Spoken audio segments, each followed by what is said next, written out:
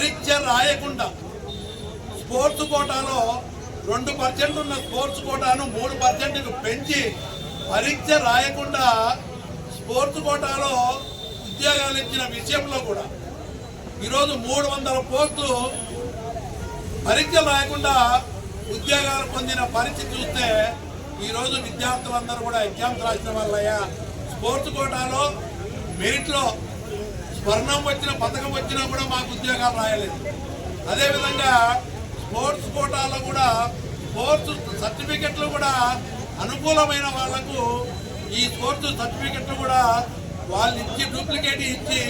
వాళ్ళు ఉద్యోగాలు పొందే విధంగా మొట్టమొదటి పరీక్ష రాయకుండానే ఉద్యోగాలు ఇచ్చిన ఘనత ఈ ప్రభుత్వానికి. ఒక క్వాలిఫికేషన్ ఉండాలి కదా, ఒక మంచి టీచర్ కావాలంటే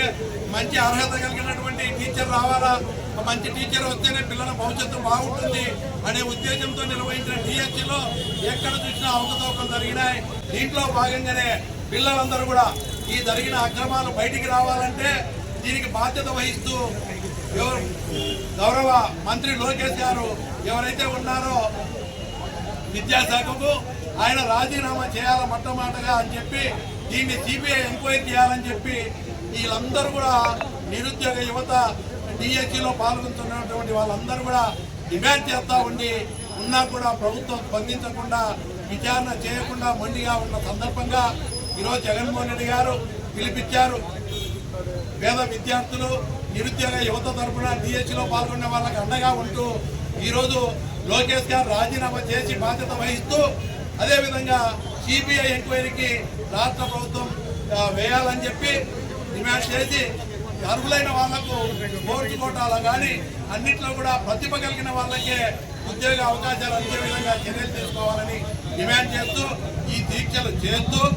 ఈరోజు రాష్ట్ర ప్రభుత్వం అధికారంలోకి వచ్చిన తర్వాత 2 ఏళ్లలోనే 3,76,000 కోట్ల అప్పులు చేసింది. కానీ ఈరోజు ఏ సూపర్ 6లో ఏ పథకం అమలు చేయట్లేదు. ఈరోజు చూస్తే ఫీజు రీయింబర్స్మెంట్ కింద 6,300 కోట్లు బకాయిలు కాలేజీలకు చెల్లించాల్సిన పిల్లలకు చెల్లించాల్సినటువంటి బకాయిలు అంటే ఉన్నాయి. అదేవిధంగా వసతి దీవెన కింద 3,200 కోట్లు, మొత్తం 9,500 కోట్లు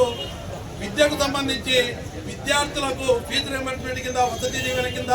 ఇవ్వాల్సిన బకాయిలు వెంటనే చెల్లించాలని చెప్పి మీరు సూపర్ 6లో ఇచ్చిన హామీలో భాగంగా ఏదైతే నిరుద్యోగ